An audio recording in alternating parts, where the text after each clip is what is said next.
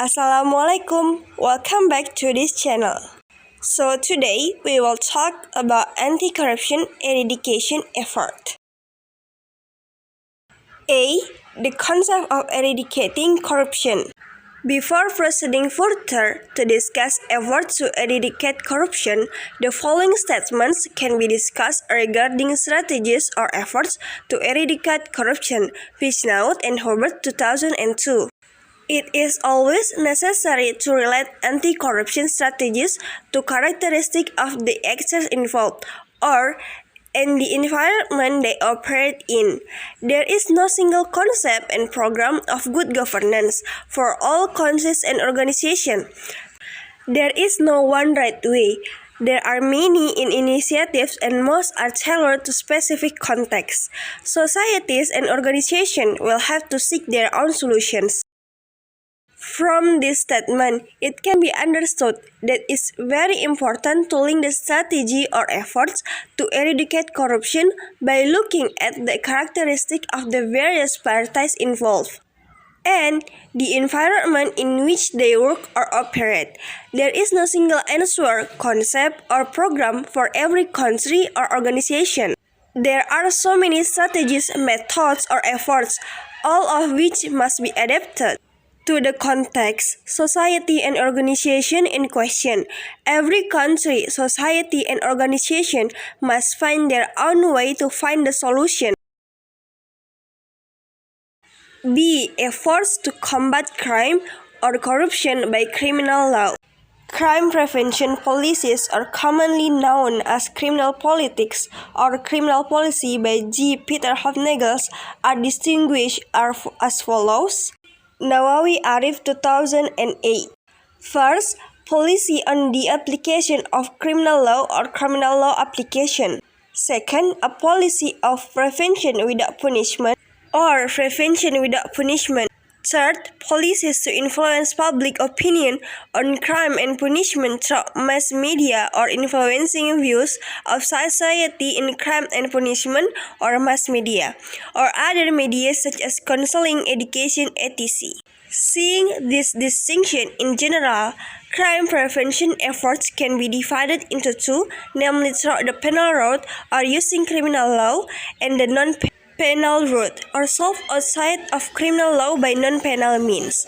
Roughly speaking, according to the Barda Nawawi Arif, the effort to overcome crime through the penal route focuses more on the repressive nature or suppression or eradication after the crime has occurred, while the non-penal route focuses more on the preventive nature of prevention. It is said roughly because repressive measures can also be seen as preventive measures in a broad sense. C. Various strategies and/or efforts to eradicate corruption. First, establishment of an anti-corruption agency. One way to eradicate corruption is to establish an independent institution that specifically deals with corruption.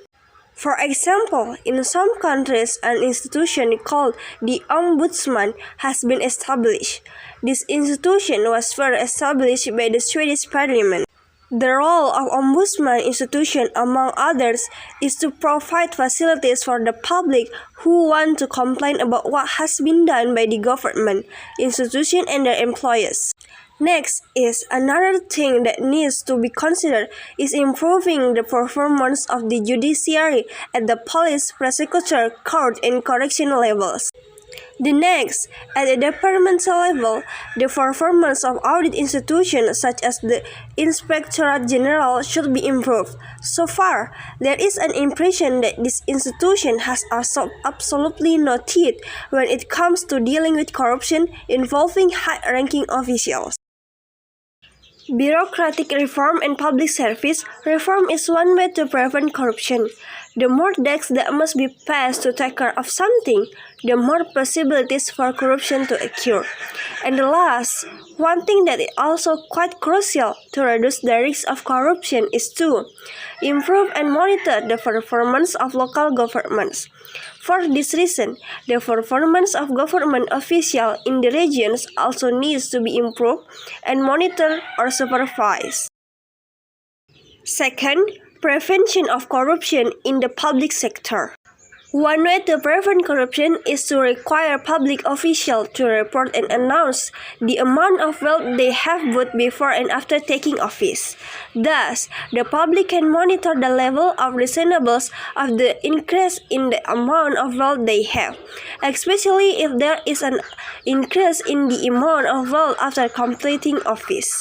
And the next, for work contracts or goods procurement, both in the central and regional governments and the military.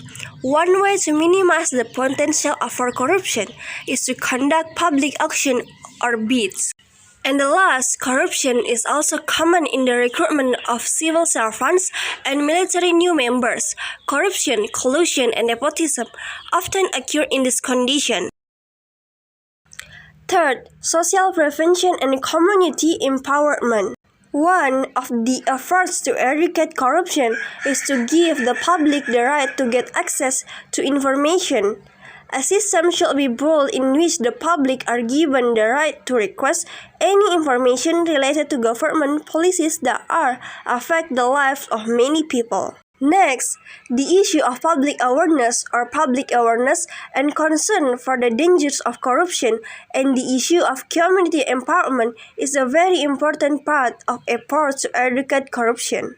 One way to increase public awareness is to conduct a campaign about danger of corruption. Next, one way to participate in empowering the community in preventing and eradicating corruption is by providing a means for the public to report cases of corruption. A mechanism should be developed where the public can easily and responsibly report cases of corruption that they become aware of. In some countries, articles on slander and defamation can be applied to those who report corruption cases with thinking that the dangers of corruption are considered greater than the interest individual.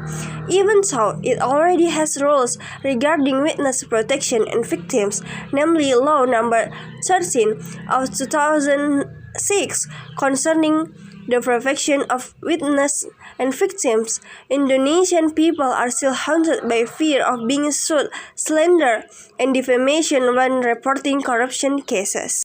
Next way is, a free press is one of the pillars of democracy. The more information people receive, the more they understand the dangers of corruption. Apart from functioning as a campaign tool regarding the dangers of corruption, the media has an effective function to monitor the behavior of public officials.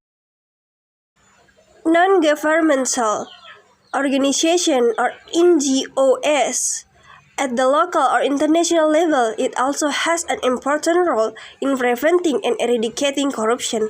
They are part of civil society whose existence cannot be simply belittled.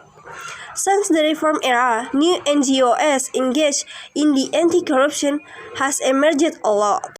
And the last, one other way to prevent and eradicate corruption is by using or operating electronic surveillance device.